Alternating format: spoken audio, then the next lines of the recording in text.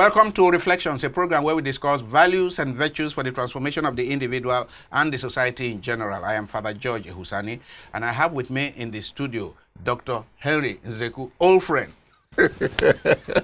Still going strong. Father, there's nothing old about you. I don't know where you found that old except friend. the gray hair. The gray hair. That can be important too. Yeah, Nice Dr. to meet you. Nzekwu is a communications expert. He's a medical doctor, by the way, and I don't fail to say it. He's a medical doctor. We trained him as a medical doctor, Oh, dear. but he became a communication and PR expert. So let all the doctors there call him and say, what are you doing there? Anyway, Dr. Nzekwu, we're in the studio to celebrate World Communication Day. This time in the Catholic Church, just before Pentecost, we do celebrate World Communication Day, and the Pope issues a statement. This year, the statement was media with gentleness. And you and I were at a conference organized by the Catholic Secretariat where, by the way, Dr. Raymond Dopesi was given an award posthumously Yes, for his enormous very deserved. for his enormous contribution to yes. media, work in Nigeria, and also to evangelization. Correct. May he rest in peace. Amen. Amen. Good. So, discussing media with gentleness, the Pope calls our attention to the fact that the purpose, the reason for human beings communicating is so that we can come together. Communication is what helps. It is language and communication that made human beings to be able to work together. Actually, you say you like, you told me before you like architecture. Yes, I do. For human beings to be able to build towers, high rises, they needed to sit down and plan and communicate. You know what happened with the Tower of Babel? Okay. The story in Genesis about the Tower of Babel, when they were confused and they could no longer communicate. A babel of voices. Yeah, it became a babel of voices. Then their tower couldn't stand. Good. So, but these days, human communication is challenged by fake news, deep fake. These days with AI, you hardly know what is true, what is not true. People, your voice can be cloned, your picture can be cloned, your voice is cloned, and it looks like Henry talking, but you are not the one. That's fake news and deep fake. Then you have the phenomenon of citizen journalism in this country and elsewhere, where everybody is a broadcaster, everybody is a journalist. People who are not trained, many who don't respect truth, many whose focus is to get following, and so this topic that the Pope Francis wants us to reflect upon, because he issued a statement before he died, is very important, because these publications and broadcasts that a lot of people are following, but are capable of worsening already tense situation in many societies. It is possible. It is capable of creating conflict between people or aggravating already existing conflicts. What comes to your mind in this whole communicating with gentleness, media with gentleness? Well, Father, for me, I have pondered on why that theme was chosen. Media with gentleness. Something must have informed it. Perhaps there must have been the realization somewhere that the media, rather than becoming a cementing platform for society, was inadvertently, I do not want to think that it is deliberate. That media as a whole or any entity is set up or purposed, to create discord and destruction. Okay. So maybe in a very unconscious way, the media is falling victim to what I'll call, the world thrives, even the word news, we like sensationalism. If I put two newspaper headlines before you, where one is placid, playing, You're not likely to. you gravitate to the one where it No, they tells say you bad news make news. completely. So that seems to be what is driving, the fate of media today. So for the Holy Father, the Pope, to have come up with this media with gentleness suggests that, yes, there is a realization that the way the media is going today, rather than becoming an enabler for an edifying society, has become, if you like, a catalyst for the destruction of society. The leaders of the church, and perhaps some of those who work together to advise the Pope on this theme, they have not forgotten Rwanda and the genocide. You know that the story is that it all began from radio broadcasts, where one group started calling the other cockroaches and whatever are meant to be destroyed. Radio broadcasts. So the power of the media to be used for good or for ill. And in the case of Rwanda, they were deliberate broadcasts. You said that you think it's inadvertent, that hardly anybody. It was deliberate broadcast to foment trouble and to mobilize the people to act.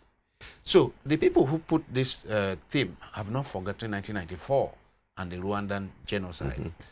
And so the potential remains, the terrible potential remains of media being used to divide people. And well, Father, that is one side of the story. Media occupies a very sensitive position in society. They're supposed to be they're the bridge, really, between those who rule us, where society is going to being a corrective platform, to pull us back. So it requires media to be neutral, to be objective, but yet factual. Now, the confusion here sometimes is when you say media with gentleness, it's almost like the concept of turning the other cheek. That even when you see this thing that you know that if I report it the way it is, it has the potential to inflame. So you decide to play it down. Correct. Now, in that playing down, which we typically will call framing, yes. Okay? The word came out several times. There you go. Yeah. So once you begin to do that, the question is, are you still being factual? Remember... Or are you toning down what you need to report? You remember that student of some secondary school in Abuja, yes, who asked that question? You remember the question? Yes, because it's a big challenge for the media. So when you tell the truth, like they say, one of the papers has, the truth is constant. Okay, so no matter how you try, but then you're telling the media, you've seen probably someone wield a cutlass or a machete, cut off somebody's neck, yeah? But you don't want to report it in that form. In that graphic form. Correct. You're now forced to basically see how you construct or design your headlines, your caption for that story in a way that just doesn't get people inflamed and yeah. Correct. So only when someone is speaking and you kind of like absolve yourself of the responsibility or the liability. Recently, we saw pictures and images of a local government chairman somewhere lamenting the murder of 25 people that he claimed happened directly behind a military installation. And the military had said, they didn't have a mandate to, if you like, attack, okay, or help to curtail that. Now, something like that, if you're not hearing it from that man himself, yes, yeah, media will be very cautious. Oh, yes, especially when it's got to do with the army. Correct. And then in any case, since that news went out, the military itself has not come out to debunk it or to say this is the reason why this has happened, or even tell us that it is a lie. It didn't happen. So yes, you talk about fake news. There is fake news. That is news that was just conjured. It didn't happen. There is also misinformation, where yes, there is the news. Something happened, but you either sweeten it or you take away from it. Or framed it in a very self-serving... Correct. Because you're partisan and you're leaning. Is the way, if you go to government events in Nigeria and government is paying for your media coverage. Yes. When you go there, Father Ehusani, you've taken your event now, they will report it. When government has paid them, they will tell you today at so and so, the president declared blah, blah, blah, and made a promise to enhance the spiritual lives of Nigerians. He said this at an event in Abuja. They will not mention your name. Because I didn't give. Because you're not the one paying. So, but the ones you pay will then report the fact that, oh, Father George Ehusani today hosted his Terra. That's what we have. Are they both right or wrong? They are, but you can see the biases. You can see the dent. So it's difficult for you unless you are trained. Even now, we've all fallen victims. There are times I have seen news and I'm thinking, wow. And you look at the source and you're thinking, if it's coming from this source, it must be correct. But then now you think it's CNN or you think it's BBC. Somebody sat down somewhere and created those logos. Just the same way people can scam you off your bank account and you're looking at the logo of your bank, unless you're really very critical and discerning, everybody can be fooled. Oh, yeah. You mentioned AI. So I wonder what will be happening. Not only are we coming up with fake news and fake voices and things that we can modulate and create, we're even now creating human beings. Yes. Or things that I don't know what to call them, human beings, that are being used for all kinds of things. So the world is changing, and it is putting media people under the spot. Yes. I don't envy them. The job is not easy. You're going to spend so much time trying to fact check. And don't forget, many people then prefer to just report. Nobody is doing investigative journalism. That's a very weak area in Nigerian journalism setting, media setting, investigative journalism. Short of people like David Hunde and a few others who spend time follow stories. I don't know, is it the lack of resources for journalists in our media houses to follow stories for 6 months, 1 year, 2 years, as they do in other countries, and see to the end of the story. So what often happens is that I watch newspaper reviews in 2 or 3 television stations each day, and what happens is that whatever is the headline news that day, 75% of papers, that's the same headline. And then that's what is discussed. 1 week, 2 weeks after, it's gone off. It may involve some serious issues that need to be investigated, but it's no longer the headline news, and we forget about it. Well, Father, yes. First, we live in a generation where the rate of obsolescence is very high. Anything you own now, within a couple of days, weeks, you're yearning for a new one. Same thing with news. People they're astounded by news only for a very short period. And because, like we said earlier on, we have challenges, nobody wants to dwell on the news. You mentioned David Hunde. As great a job as he does, there are people who just think that he is constantly on the path to witch hunt. He's not investigating anything, he just wants to pull people down. They want to link him to a particular agenda or a particular political leaning or something. You have those kinds of things. But then to the point, really, investigations take time. And resources. Even your police, your EFCC, takes them months and years. You and I here see cases, murder cases that happened 10, 15, 20 years ago. Somebody was already in jail in America, maybe almost finished his tenure. And then somebody will come and say, well, we found out that he didn't do it. Okay, and they even pay compensation. That has only happened because somebody stayed on that case, following it through. Now, by the time in Nigeria we say here sensationalism sells. Who is going to pay you at the time that you're spending and devoting to investigation? You must survive. You must earn a living. If that investigation is going to take you 1 year, 2 years, you have school fees, you have children, you have a rent, why are you going to dwell in that exercise for which nobody will probably applaud you? Because at the end of your investigation, you want to rely on certain organs in you want to rely on the system, the system, and your legal system, your law, justice system is not there. So you're asking yourself, am I not just embarking on a futile goose chase? Yes. So those are the problems that we have. But at the end of the day, this gentleness we speak about, is it really asking us to turn away from the truth when we see it? No, not really. I mean, the Majid, the Premium Times editor, Yes, who gave one of the lead papers, actually, I think he did so well in when he began to talk of trauma-informed journalism. yes. Trauma-informed reporting, trauma-informed investigation. I went to congratulate him for that because Yes. he went into detail as to when a place is already traumatized, troubled, how do you report their story? How do you even interview a traumatized person? You, the journalist, need to be aware that this person is already sitting on teters, and that you what kind of questions you can ask the person. And if the person is not willing to speak, will you make enough time to wait until the person is ready to speak? And then where do you talk about this person's experiences? Can you just go to the public and begin to discuss what the person told you in a state of vulnerability?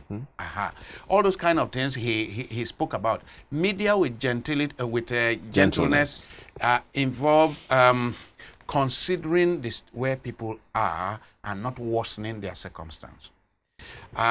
Yes, it raises the question of framing and the possible conflict between framing so as not to cause further hurt and telling the truth. I mean, that is the tension that was there in the hall that day. You remember the government official who says, you know, for the Benue crisis, why do you say that this particular group of people came to kill this particular group of people? Why don't you just say there's a clash over land? Well, that was laughable. And I had to react the way I reacted. So the point is that you can frame to an extent that you are lying.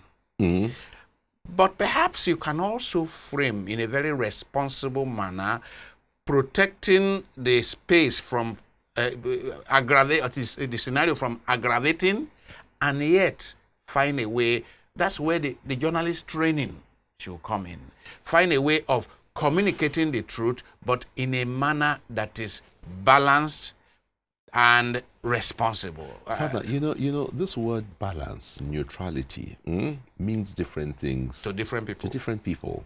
If you and I are involved in some altercation, and somebody were to report, and it's the kind of things we see in our villages when they come to settle quarrels, let's say between a husband and a wife. The wife has narrated a situation of maybe of abuse or something or neglect. The elders will come there. Sister, you know how it is. Hug your husband. Blackmail. You understand? It's like, you cannot. You know, they never go to the truth. Okay, bring this cola nut and let's do. You know, they temper everything down. As they are doing that, let's say the man is the aggressor. He's feeling, well, they've come here, they've protected me. What is the wife feeling? Feeling that I have been exploited or abused or not taken seriously. You know, that is the danger. So as an institution or as a group, you're looking at media and thinking, yes, you have a responsibility not to inflame. It's like government reporting. You see the government and you're thinking, okay, this government hasn't done well somewhere, you know, and you want to report it. Then somebody else comes out and is saying, why are you, not telling the truth? Because we see it all the time. I mean, yesterday, just sound this, some days ago, where we had a report of what was reported as a suicide bomb or explosion in one of the barracks or near it here. Even the police, I think, gave a statement, showed somebody, and then only for us to have the minister of the FCT come and tell us, a version. Oh, no, I didn't hear his there's something about somebody collecting an explosive from a mining place. People look at that first, they're asking, well, is the minister the police? Chief security officer? Will they believe him? You may have put it out there thinking whether it is damage control, whether it is the truth. Right now, whatever he has said is standing in contradiction correct with to what whatever. the police Absolutely. And the owners of the barracks. So you were talking about the way, let's say, government officials react. For Yes. example, is it mandatory for a government official, let's say government spokesman, to react to every critical comment made by citizens? Well, because everybody wants to have their voices heard. You know, we're in a society where we're thinking, you know, people will go back to maybe the leaders and say, did you hear what I just said? I gave them the real version. You have organs of government. Allow people, we have a minister of information, we have an essay on communication, we have an advisor to the president. Let's allow those established channels be the ones to speak to us. But when you have a situation where everybody thinks that they have a right. And also, and I'm even saying, in a democracy, allow citizens to have their say. Don't blast everyone who has a critical comment against government. Yes. Once you are not for government, I mean, then you are not. They blast you, and you're not loyal. You are not, you know. So, but I think our government and our society will be better when we rely on the truth. Even those who rule us need to see that dissent is helping democracy. That's why you need opposition. You need people to, I mean, we need to be able to drag the feet of our leaders to the fire of democracy. I mean, we've seen it now. I mean, just recently or a few days ago, our government was celebrating 2 years in office. The president issued his statement. Many people have reacted. Yes, the president said they are doing very well. Yeah, of course, naturally, he will give himself the pass mark. Maybe true up to a point, but then pay attention to the critical comments of people. Yeah. You know, so that you're not in a cocoon. And which is why they often say that our leaders are shielded by people who don't want you to listen to divergent, opinion. We're a diverse nation of people. There's no way all of us can want the same thing. Your economic indicators can be very flattering and very nice. Is it putting food on my table? Is it reducing my rent? Is it making school fees cheaper for me?